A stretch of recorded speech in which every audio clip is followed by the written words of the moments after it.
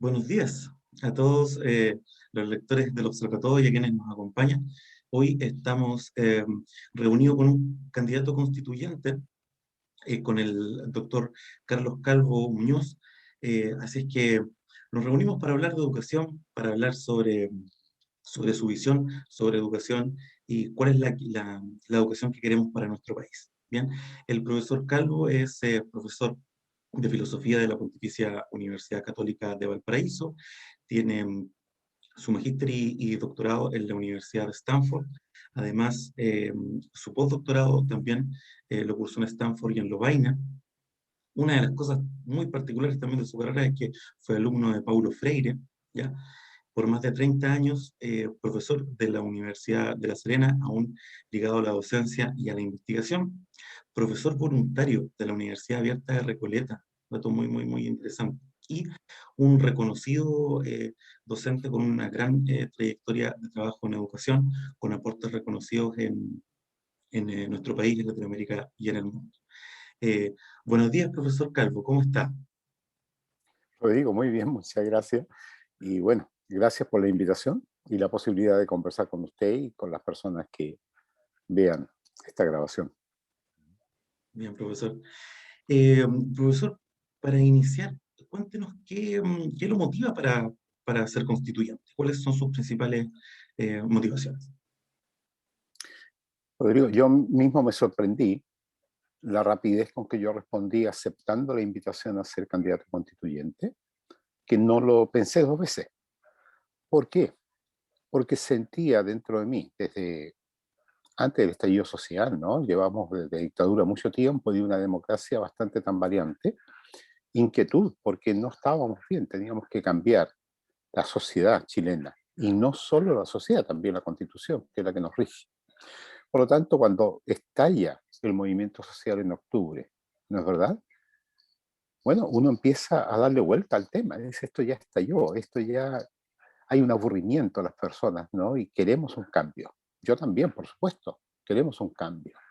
Principalmente el caso mío desde la educación, pero con una mirada holística que abarca todos los aspectos de la vida, no solamente la educación mirada como la escuela, sino la educación como un desarrollo personal del ser humano.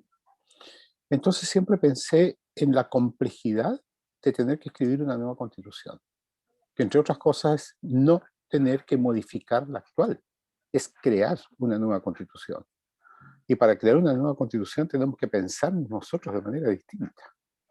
Y a lo largo de mi vida, y lo ven en las cosas que yo he escrito, ¿no? He estado pensando que tenemos que cambiar la escuela y cambiarla epistemológicamente, es decir, tenemos que modificar las bases, las raíces que tiene la concepción de la escuela, porque no ha resultado. Es cosa de mirar los resultados. E incluso cuando se habla de buenos resultados, de escuelas privadas que obtienen altos puntajes, realmente no son ninguna maravilla.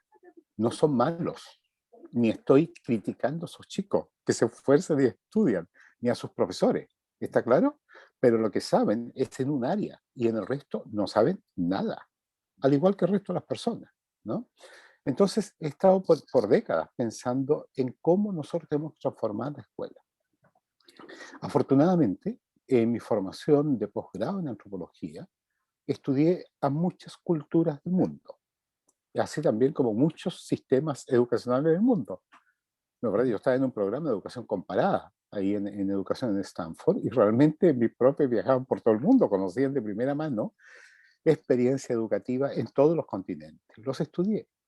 Y después en los postdoctorados, en el mismo Stanford y en Lovaina, fue sobre la educación informal. Es decir, cómo es que nosotros nos educamos en contextos no escolarizados, fuera de la escuela. Y se fue formando en mí una idea potente de que nos educamos muy bien. Y en la escuela nos educamos muy mal. Entonces la pregunta es, ¿por qué? ¿Por qué en uno funciona y en el otro no? Es verdad que por un tiempo estuve trabajando en, bueno, pero uno lo que mira de la educación informal tampoco es tan bueno. Pero ¿qué descubro? Que no es bueno porque hay un techo social que se le impone a las personas. Entonces la persona aprende muy bien lo que el medio social le permite aprender. Ahí no tiene ningún problema. Por ejemplo, aprende a hablar sin ningún problema y con toda la riqueza sutil del lenguaje. Y los niñitos y niñitas pequeñas de chiquitito hacen chistes con el lenguaje. Quiere decir que lo manejan. Pero en algunos lugares se habla puro garabato. Entonces el niño queda limitado a hablar con garabato. Y en eso es experto, pero de ahí no puede trascender. ¿Se fija? Lo mismo el tema de conversaciones. Se puede conversar lo de la farándula de televisión todo el tiempo y no otros temas. Y ahí empezamos a ver nosotros que la brecha social es, perdón, que la brecha entre los educandos es una brecha social, no es natural. Es porque la persona ha sido criada en un contexto que lo limita. Y en el otro caso, en un contexto que lo favorece. Entonces, aparece el concepto fuerte que viene ciertamente mucho de esto de Pablo Freire, de la privación cultural. Es que la privación cultural no depende del nivel económico de la persona, sino del nivel sociocultural de esa persona y del medio en el cual se desenvuelve.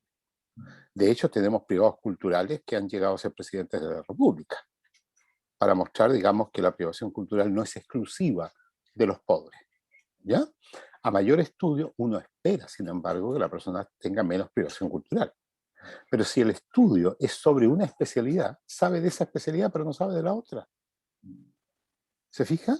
Por ejemplo, asumir que los pobres no saben cuidarse y que por lo tanto no van a mantener distancia social, porque físicamente están impedidos porque viven en casas demasiado pequeñas, es una falta de respeto. Y es no entender el contexto sociocultural en que viven esas personas. Si se les preguntara, nos llevaríamos sorpresas tan gratas de saber que las personas sí comprenden mucho más de lo que queremos nosotros dejarles manifestar. Entonces, Rodrigo, ¿qué me lleva a ser candidato a constituyente? Todas estas reflexiones, que son reflexiones sobre cómo estamos organizados socialmente, cómo es posible que llegamos a haber llegado, perdón, a vivir en una sociedad principalmente anómica, y anómica significan que las normas que nos regulaban antes ya no corren, no las leyes, las normas de convivencia. Por ejemplo, que si yo voy sentado en la micro y se sube una persona mayor, pues yo me paro y le doy el asiento. Viene una mujer embarazada, pues yo me paro y le doy el asiento, sin siquiera preguntarme si yo estoy cansado. Así nos crearon a las generaciones mayores. Pero después yo empecé a ver en las mismas micros como una mamá o un papá, cuando la chica se iba a parar, la agarra el brazo y dice: no te pares. Y entonces se queda sentada, y la mujer con la guagua en brazos iba de pie, y todos mirando hacia afuera, haciéndose los lesos. Eso es anomia. Es cuando nosotros empezamos a perder los valores sociales de, de convivencia, de no saludar a nuestros estudiantes, de no saber nada de ellos, de ser irrespetuoso. Y de ahí a lo que estamos viviendo hoy en día, pues usted comprende que no hay ni siquiera un paso. Lo perdimos. Recuerdo, yo trabajé en México y trabajé en educación de adultos, educación indígena, educación comunitaria en toda América Latina. Tuve una alumna cubana que estaba encargada por la Revolución Cubana de que todos los cubanos en ese tiempo, comienzo de los 80, llegaran hasta el 9º grado. Y cuando escuchaba a los estudiantes latinos, yo tenía alumnos de toda América Latina y del Caribe, que estaban diciendo que aquí ahora nosotros nos tuteamos con los alumnos, que los alumnos si quiere se para cuando entra el profesor o no. Y la cubana nos queda mirando, y en cubano, no recuerdo cómo lo dijo, pero en chileno la traducción es: no saben con la chichita que se están curando. No saben. Y hoy día, claro, los cabros hacen lo que quieren. ¿Por qué? Porque son respetuosos, naturalmente no. Sí, ellos tienen a respetar, pero aprendieron a no respetar. ¿Se fija? Que nos tuteemos, yo no encuentro ningún problema que nos tuteemos, a condición que mantengamos el respeto. Pero si no mantenemos respeto del profesor al estudiante y del estudiante al profesor, estamos mal. Entonces estamos en una sociedad anómica. ¿Y qué tenemos que ver en la Constitución? ¿Cómo diablos sentamos las bases, las raíces para crear una sociedad nueva? Vamos a ser herederos del pasado, evidentemente, pero una sociedad en la cual lo primero sea el respeto por la dignidad de la persona y también por la dignidad por la naturaleza. Yo he visto, Rodrigo, en el estacionamiento de la universidad, a profesores, colegas míos, que van saliendo en el auto antes que yo tirando basura al pavimento. Y me he quedado así como diciendo, ¿cómo puede ser? No doy el nombre porque no viene al caso, pero yo digo, ¿cómo puede ser? Profesor, formador de profesionales, tirando el papel a la calle. ¿Se fija? Entonces, esas muestras de irrespeto tenemos que cambiar. La Constitución no va a escribir las leyes, va a escribir la Carta Magna, a partir de la cual después viene todo lo otro. Entonces, ¿qué me lleva a ser constituyente? Sueños, no idealismo sin sentido. No, no, porque lo he experimentado y sé que es posible. Sé que es posible el respeto, porque siempre mis alumnos me respetaron, porque yo lo respeté. ¿Qué es primero? Ninguno de los dos, pues ambos. ¿Se fija? Pero ¿quién tiene más responsabilidad? El profesor. Sin ninguna duda, es el profesor, porque es mayor, tan sencillo como es. Y no olvidemos los mayores, que todos los mayores fuimos niños jóvenes. Los jóvenes no han sido mayores. Por lo tanto, si los jóvenes no nos entienden a nosotros, es porque les falta vida. Pero nosotros ya vivimos eso, por lo tanto, el punto de partida está en nosotros, la obligación está en nosotros. Yo he escuchado mucha gente de mi edad, coetáneos míos, que se quejan de los jóvenes. Bueno, y a veces lo hacen con razón, ¿eh? Porque se encuentra con cada pastelito que usted va caminando en la calle y le pegan un topón y lo pueden botar. Porque hay falta de respeto. Pero en rigor, como generación, somos nosotros los encargados de manifestar el respeto. Si no respetamos nosotros, no le podemos pedir peras al horno. Eso lo dice el dicho popular. Exacto, muy, muy interesante su reflexión, profesor, y en ese contexto, ese, en esta especie de radiografías de síntomas bien interesantes que usted menciona, ¿cómo debiésemos pensar la educación en Chile a partir de nuestra realidad contextual? Este año hay un desafío muy grande a partir de lidiar con el contexto de pandemia. Durante el año pasado vimos, por una parte, que tuvimos un contexto difícil de trabajo en todas las escuelas y en todos los niveles educativos. Y además, con algunas posturas, declaraciones de algunas autoridades que a veces llaman la atención que puedan contribuir o no al mejoramiento de estas prácticas, de trabajar en este contexto de pandemia. ¿Cómo debiésemos pensar desde la nueva constitución en adelante la educación en Chile? Mire, son muchos los tópicos, ¿no? Varios puntos, ¿no? Uno, la escuela no ha funcionado antes bien, tampoco funcionaba bien. Sí, que los alumnos iban a clase, los profesores también iban a clase, todo se desarrollaba normalmente, unos poquitos aprendían y el resto no aprendía, y consideramos eso, lo habíamos normalizado. Ahora viene la pandemia, no podemos ir a la escuela, y vienen lamentos de muchos colegas que dicen, es que ya no puedo ver a mis alumnos, no los puedo tocar. Oye, yo he hecho investigación en el aula por décadas, y le cuento con los dedos las manos a los profesores que abrazaban a sus alumnos y que conocen a todos sus estudiantes. En algunos casos es comprensible. Por ejemplo, cuando usted tiene 120 alumnos en la universidad, ¿ya cuándo los va a conocer a todos? Pues si entra, hace una clase y media, etc. Pero un profesor que está en el aula y que ve al estudiante todos los días en el colegio, sí que tiene que conocerlo, pero no lo conocemos. Y en los consejos de profesores se pierde tiempo en muchos asuntos administrativos, cuando de lo que tienen que hablar es cómo potencian a este estudiante, qué es lo bueno que tiene para apoyarnos allí, como ese punto de apoyo que pedía Arquímedes, ¿no es cierto?, para mover el mundo. Entonces, ¿en qué nos apoyamos? Para ayudar a este chico que anda más perdido que el teniente Bello. Esas conversaciones faltan en términos propositivos. ¿Cuáles se dan más habitualmente? Culpar y culpar al alumno, culpar a la familia. Y fíjense que se inventa un preciosismo lingüístico para hablar de poblaciones vulnerables, de alumnos vulnerables.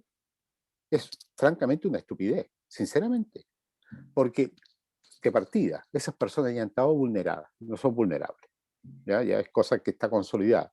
Y segundo, yo no puedo trabajar con una persona con la que le tengo que potenciar sus capacidades diciéndole que tú no eres capaz, pues. Mira de dónde viene, mira el barrio tuyo. Entonces, eso está muy mal.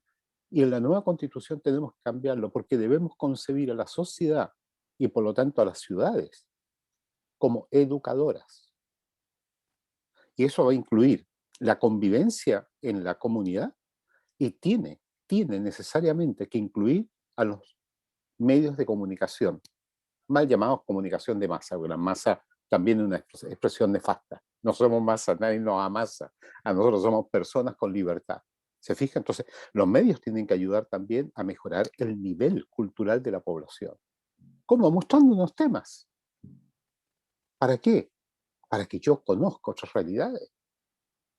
Hay asuntos maravillosos. El otro día vi un documental del Discovery Science sobre el exploratorio en la ciudad de San Francisco, precioso, donde va la gente a jugar y a descubrir la física y otros fenómenos, ¿no es verdad? Eso es lo que tenemos que hacer. A ratos tenemos programas muy buenos. Hemos tenido Congreso del Futuro ya varias versiones, que sin ninguna duda es excelente. Pero tenemos los profesores que ayudarle a estas personas a ver cómo mostramos los comillas contenidos, no para que aprendamos el contenido, sino para que hagamos relaciones entre esos contenidos. Ahí está la clave.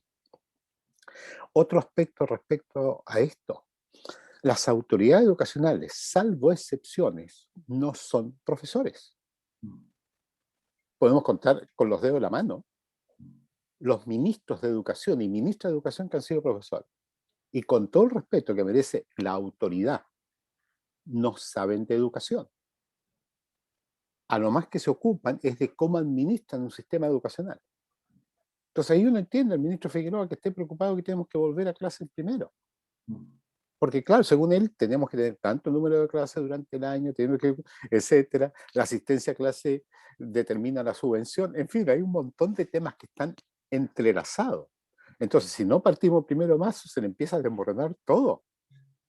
Pero eso es una óptica administrativa, no es educativa. No es educativa. Y ahí tenemos la trampa. Tenemos entonces que ayudarle a estas autoridades. Y ellas tienen también que intentar escuchar. Si la autoridad, Rodrigo, y esto yo espero que esté en la Constitución, la autoridad no tiene por qué mandar, la autoridad tiene que orientar. En esto yo soy platónico, en este aspecto del filósofo Rey. ¿No es verdad? Que es la persona con experiencia. Fíjese que para Platón la persona empezaba a estudiar filosofía a los 52 años de vida, porque antes no iba a entender nada. Y claro, yo me di cuenta, pues yo estudié cuando tenía 18 años, ¿y qué entendí? Con los años fui madurando las ideas. No sigo toda la idea de Platón, porque tiene algunas que son terribles, ¿no es verdad?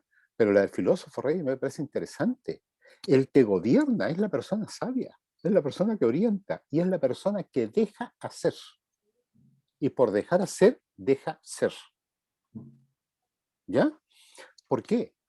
Porque la persona sabia, nuestros gobernantes deberían ser sabios, no expertos en una disciplina.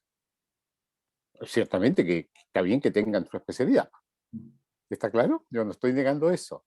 Pero en eso tienen que haber llegado a un nivel en que uno diga, pues este compadre yo lo escucho y ciertamente me orienta, aunque discrepe de él.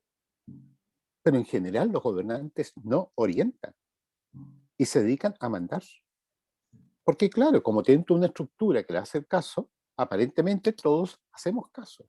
Pero Rodrigo, los, todos los profesionales, todos, le hacemos el juego al sistema, pero no de manera enriqueciéndola, sino para burlar la norma administrativa.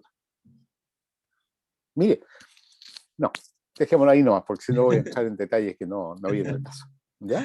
Es interesante, parte de ese diagnóstico, profesor, ¿cree que se pueda deber, uno, desde hace tiempo que no tengamos un ministro de Educación profesor en Chile, profesor, profesora, eh, la, el centrar el trabajo de la escuela en aspectos administrativos, ¿cree que en gran medida puede haber una relación con que hay una pregunta implícita que es cómo es la calidad de nuestro sistema educativo y siempre aparece la rendición de cuentas como una respuesta tentativa a esa pregunta? ¿Le parece que podría haber una correlación entre eso, en que la Totalmente. administración se busca como para explicar el por qué, si nuestro sistema educativo es de calidad, con estas comillas, o no? ¿Qué piensa de eso? Totalmente, totalmente, porque se nos escapa la verdadera calidad del sistema, que es tener chicos que mantengan su curiosidad, su inquietud por aprender toda la vida. Si las niñas y los niñitos de pequeñitos propenden a aprender, y lo único que hacen es aprender, aprender, aprender, y no se cansan de aprender, y nos sorprenden con las relaciones que establecen. Miren, nosotros tuvimos varias investigaciones Fondesit investigando la infancia, y tenemos cientos de ejemplos en que los chicos lo único que quieren es aprender, pero se aburren en el aula. ¿Por qué? Porque no les permitimos que fluyan. No, porque hoy día corresponde que aprendan esto. ¿Por qué? ¿Por qué? Fíjense, todos los riachuelos terminan en los ríos y terminan en el mar. Entonces, dejemos que los niños deambulen por donde ellos consideran. En Colombia, la experiencia de la escuela nueva, cuando la conocimos nosotros, les permitía a los niños que al llegar tempranito a la escuela en la mañana saludaban a la profesora y ella le decía, ¿tú qué quieres aprender hoy en día? Esto, profesora. Muy bien. Y ahí la profesora tenía que ver cómo ayuda a este niño para que encuentre lo que quiere aprender. ¿Qué se preocupaban? De que si a un chiquitito le gustaba mucho la música y solo la música, tenía que llevarlo también a la lectura. Y también tenía que llevarlo a la historia. Entonces en algún momento le decía algo así como, mira, ya llevas 3 días trabajando en música. ¿Qué tal esta mañana con la lectura? Ah, ya le decía el niño y lo aceptaba. Y ahora el desafío de ella era mostrarle la relación de la lectura con la música, para que el niño viera que no estaba en algo totalmente ajeno. Pero ¿cómo enseñamos nosotros, Rodrigo? Enseñamos por asignaturas. Y a veces los profesores mismos no saben cómo unir una asignatura con la otra. Yo desde que empecé a hacer clase, teníamos intentos de clases interdisciplinarias. ¿En qué consistían? En que primero hablaba uno y después hablaba el otro. Esa era la interdisciplina. Entonces era una juxtaposición, no era interdisciplina. Y ahora la Constitución tiene que reconocer la transdisciplina.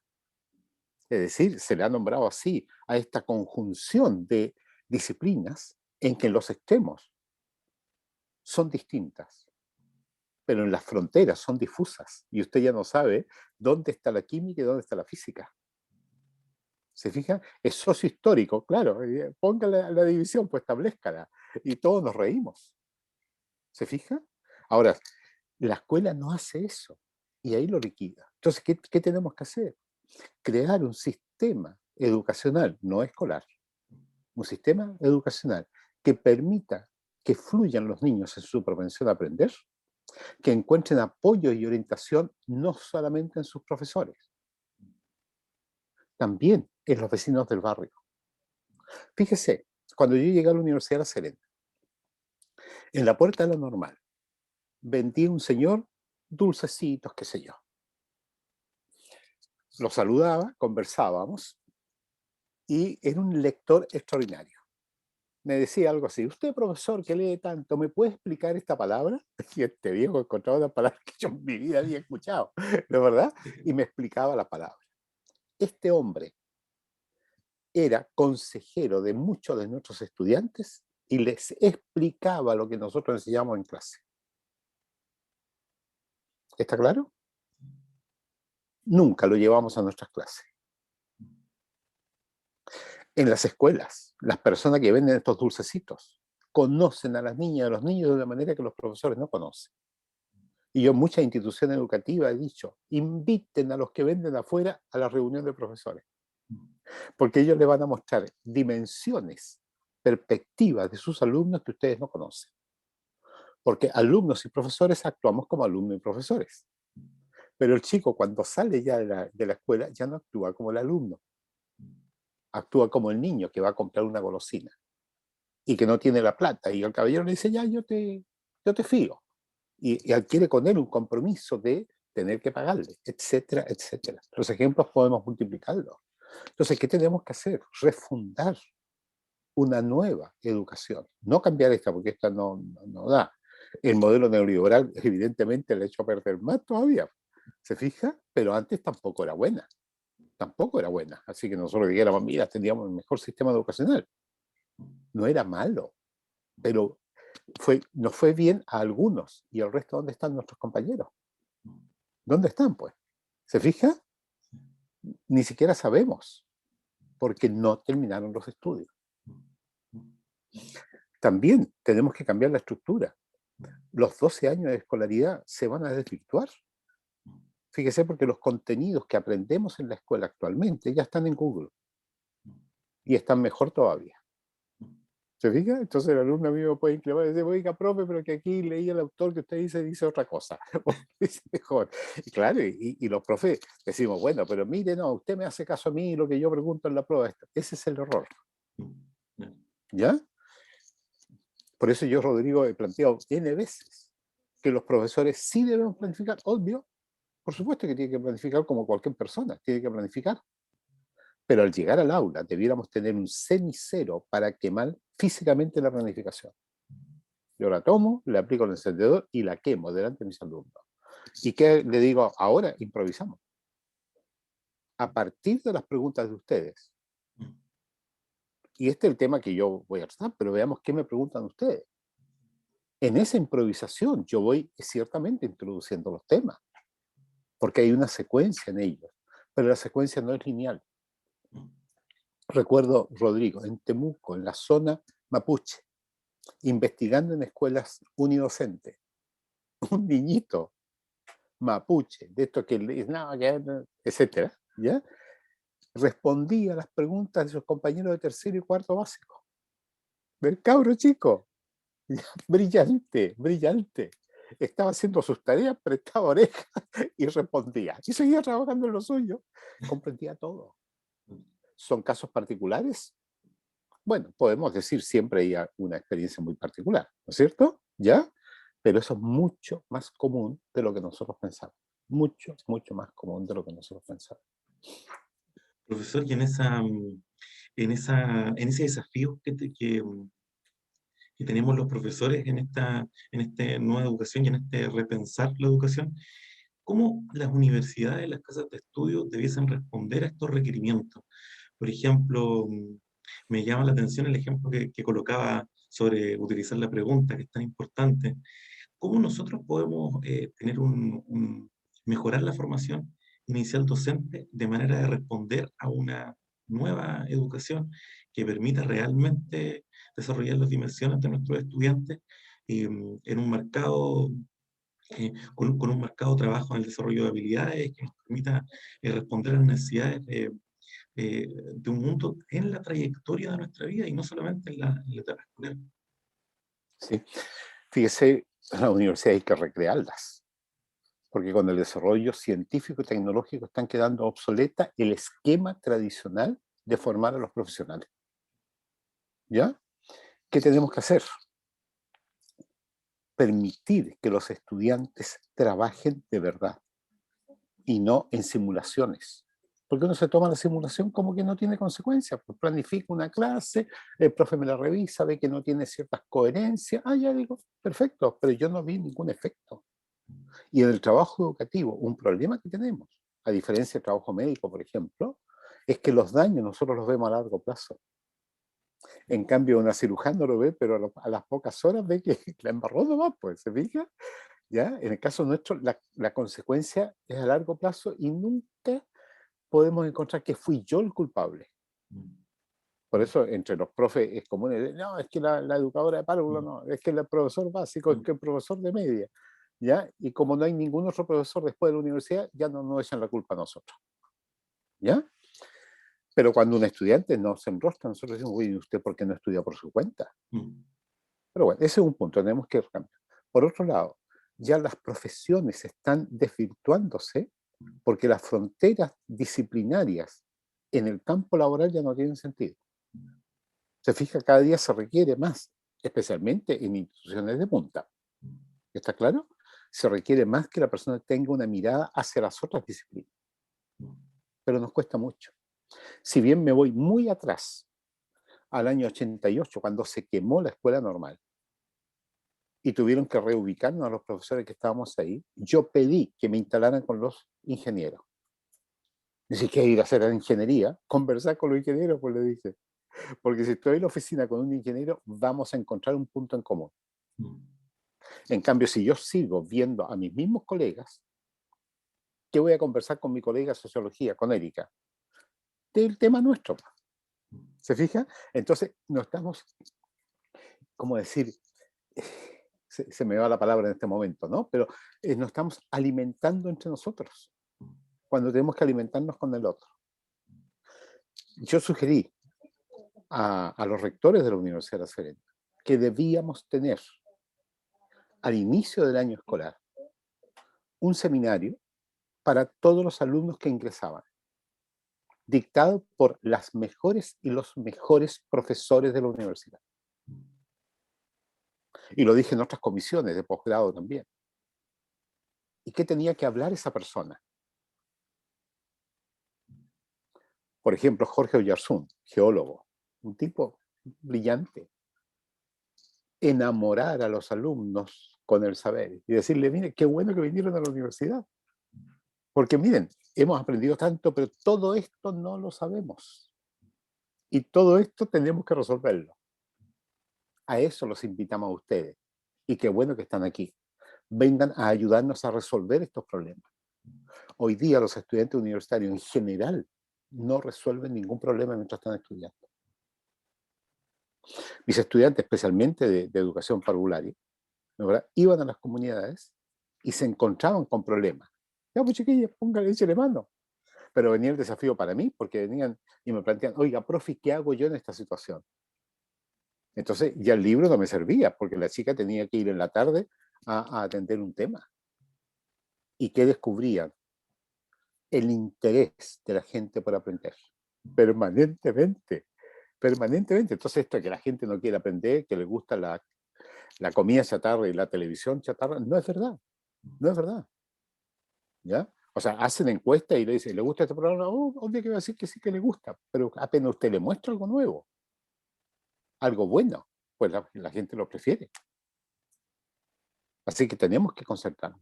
¿Qué tiene que hacer la universidad? Es transformarse. Permitir que trabajemos, llamémosle, por proyectos, solucionando problemas desde todas las ópticas. Fíjense cuando empezó la pandemia, ¿cuál fue la postura del Ministerio de Salud y de la Presidencia de la República? Resolverlo solo desde el punto de vista médico. Ni una consulta a otros especialistas. Sociólogos, por ejemplo, antropólogos, profesores, por supuesto. Bueno, ¿y cómo hacemos? Al profesor no se nos consultó, se nos impuso lo que teníamos que hacer, lo que es una falta de respeto. ¿Por qué? Porque siempre se teme que nos desviamos. Preguntémonos, ¿cuántos nos desviamos de verdad? Yo creo que no más de un 20%. Y ese 20%, ¿qué ventajas tiene? Además, que le permite ver otras perspectivas. Usted conoce la ley de Pareto, ¿no es cierto? Ya Pareto plantea que en general los temas se empiezan a ordenar en una división, un 80 y un 20%.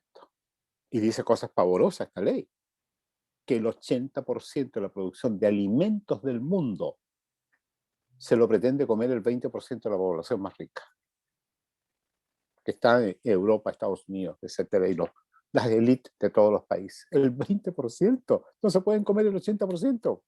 ¿Y a dónde termina lo que no se pueden comer? En la basura. Y lo terrible de esto, Rodrigo, es que el 80% de la población del mundo tiene que sobrevivir con el 20%. Obviamente que falta, obviamente que falta.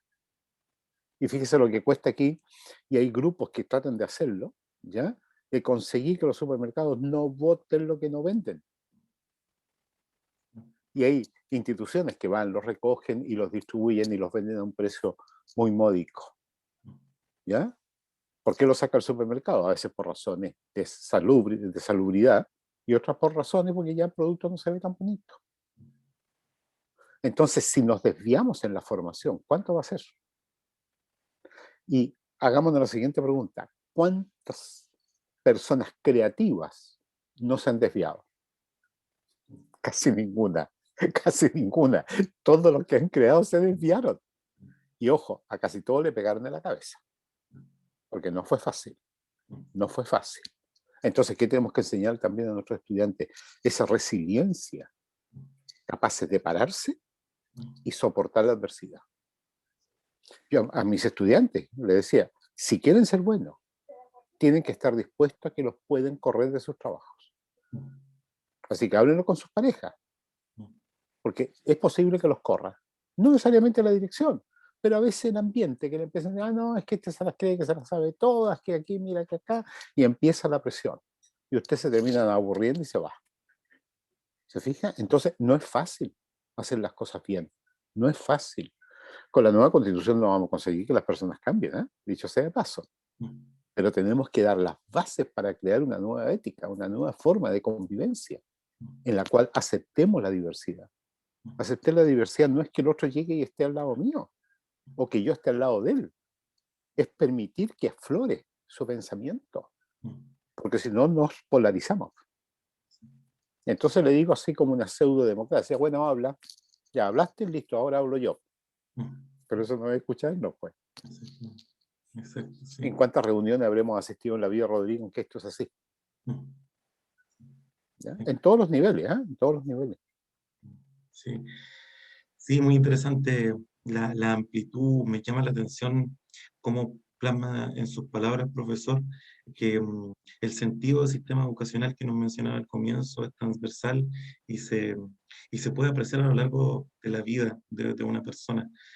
Y en ese contexto, profesor, y para ir plasmando ya las últimas ideas, eh, ¿qué mensaje le gustaría enviar a las personas para esta etapa tan importante que estamos viviendo, que es muy decisiva, es una oportunidad que tenemos y como bien dice usted, de escucharnos, de reflexionar, de desarrollar un pensamiento que es en función de un país? ¿Qué, qué idea importante le gustaría comunicar, profesor? Yo creo que todos y todas tenemos que ponderar qué es lo que es crear una nueva constitución. Cómo apoyamos a quienes van a ser los constituyentes con ideas, no solamente de qué tendría que estar en la constitución, sino cómo somos capaces de llevar esto adelante. Porque si no, termina siendo letra muerta. Entonces, es clave, como en todo, ¿no es verdad? Bueno, ¿qué hago yo con esto?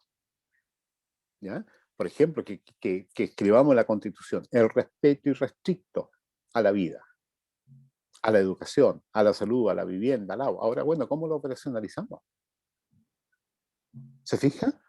Ejemplo sencillo. Hay un proceso de vacunación. ¿A quién priorizamos? Evidentemente que todos pueden pensar que son priorización, que son prioritarios, perdón. Pero ¿cómo lo organizamos? Porque implica recibir la vacuna, llevarla a destino, contratar a la gente que va a vacunar, ubicar el espacio y va, y va, y va. Cuando yo en programa de posgrado le pedí a mis estudiantes, por ejemplo, en un magíster de administración educacional, asúmase ministra o ministro plenipotenciario de educación. Es decir, que usted puede arreglar todo lo que quiera, nadie le va a decir nada. Les daba un tiempo para que leyeran y prepararan esto. Nunca, Rodrigo, hubo nadie, y tuve muy buenos estudiantes, nadie que soportara mi tercera pregunta sobre cómo operaba el sistema. Y eso nos muestra también que en la nueva constitución tenemos que garantizar que las autoridades sean rotativas y que no se enquisten. ¿Ya? Porque todos se terminan considerando indispensables y posiblemente lo están haciendo bien. Y podría estar hasta la tentación de decir, bueno, qué bueno que siga. Pero es negativo, porque no permite que los otros aprendan. Es como las mamás y papás sobreprotectores de sus hijos. Los transforman en personas temerosas. ¿Se fija? Porque siempre le estuvieron resolviendo los problemas. Es que él tiene que resolver algunos problemas. Es que se va a equivocar. Obvio, es que así va a aprender. Y mejor que se equivoque de niñito chico a que ya guaylón grande, ¿no es cierto? ¿Ya? No sepa resolver problemas sencillos, porque después va a generar problemas de pareja, problemas de todos los que sabemos nosotros. ¿Ya? Entonces, ¿qué hacer? Pensar y proyectar con mis amistades, ¿no? En círculos de conversación. Oye, ¿cómo operacionalizaríamos el derecho a la educación que se vincule con el de con la salud, con la vivienda, con el medio ambiente? ¿Cómo lo respetamos? ¿Cómo hacemos para respetarlo? ¿Qué decisiones vamos a tomar nosotros? porque la Carta Magna no va a solucionar los problemas hasta un periodo más largo. No es que votemos el 11 de abril y ya está todo arreglado. No, porque después, al plebiscitar la propuesta de constitución, vaya a cambiar. Vamos a seguir siendo las mismas personas. Entonces, ¿cómo, mientras tanto, nos vamos educando nosotros? ¿Cómo logramos generar convivencia en el barrio, de tal manera transformar el barrio en una comunidad? Una comunidad en la que nos protegemos. ¿De quién? De riesgos que tengamos, pues. Entre otros, la delincuencia. ¿Cómo paramos la delincuencia? ¿Con carabineros? Es que no van a abasto, pues. Y no pueden dar abasto. Y uno escucha las noticias, ocurrió tal cosa y todavía no llegan los carabineros. Es que como no pueden estar inmediatamente allí, ¿cómo nos protegemos? La mejor protección es la ciudadana. La mejor protección es la ciudadana. Fíjese, hace un tiempo atrás, 2 ejemplos. Un hombre llega borracho a su casa, no logra abrir la llave, ya porque no le achunta a la cerradura, y en su borrachera se le ocurrió escalar la reja que terminaba en punta de flecha. Bien, pues cuando llegó más arriba y trató de volcarse, se enterró las puntas de flecha y murió en la reja de la casa construida para protegerlo de la delincuencia. Caracas, algunas decenas de años atrás, consulado chileno, incendio en una de las torres de Caracas. No pudieron salir porque se había quemado el sistema eléctrico que abría las puertas de seguridad. Una vez una colega me invita en Caracas a su departamento, en el piso 25. Cuando salgo del ascensor Rodrigo, me encuentro con una reja, que hay que abrir esa reja para abrir la puerta de la casa y entrar. Así se protegían de la delincuencia. Estoy hablando de esto hace mucho tiempo antes de Chávez. ¿Ya? La seguridad se volvía en contra de la persona. Hoy se nos metió el narcotráfico. El tema es serio y no lo soluciona la policía. Porque ustedes arrestan grupitos chicos, pero nunca los grandes, pues. Entonces, esto sigue funcionando. ¿Quién lo puede parar? Un pueblo educado. Un pueblo que pondere que pucha, la droga no me conviene. Que no me conviene por esto, lo otro. Por muy bien que lo pudiera pasar en una volada. Va por ahí el tema. Entonces, ¿qué pido? Que trabajemos colectivamente y ayudemos a los constituyentes a poder reflexionar y escribir una constitución sencilla, breve, que siente las semillas que van a generar rizomas y se van a extender por todos lados. Después vendrán otros legisladores que tendrán que sacar las nuevas leyes a partir de esto. Pero esta constitución tendrá que tener salvaguardas para que ninguno se nos suba por el chorro, digamos, ¿no? Que no haga el jueguito y nos terminen engañando. ¿No es cierto? Creyendo que porque yo pago una escuela es mejor que la otra. Martin Carnoy, que fue profesor mío en Stanford, escribió un libro analizando el sistema educacional de Chile, de Cuba y de Canadá. Y en una parte final del libro recomienda a las personas ricas de Chile que pagan carísimo por la educación de sus hijos, que si quieren una educación de calidad, holística, íntegra, mande a sus hijos a cualquier escuela pública canadiense. Le va a salir más barato aquello y el hijo va a tener una experiencia intercultural maravillosa. Vamos por ahí. Sí. Sueño con el día que todas las escuelas de cualquier barrio sean de óptima calidad, ¿no? Sí. Bueno, profesor, una entrevista muy, muy interesante. Agradezco su tiempo, sus palabras, su visión. Creo que profundamente aporta para este proceso tan importante que estamos viviendo como sociedad y como país. Eh, Le deseo el mejor de los éxitos, profesor, y agradezco profundamente nuevamente su tiempo para compartir con nosotros. Un gusto, Rodrigo. Y bueno, que le vaya muy bien en todos sus proyectos, pues. ¿Ya? Gracias, profesor. Que esté bien. Y nos seguiremos viendo. Un abrazo, ¿ya? Un abrazo. Cariño a su familia, ¿ya? Gracias, profesor.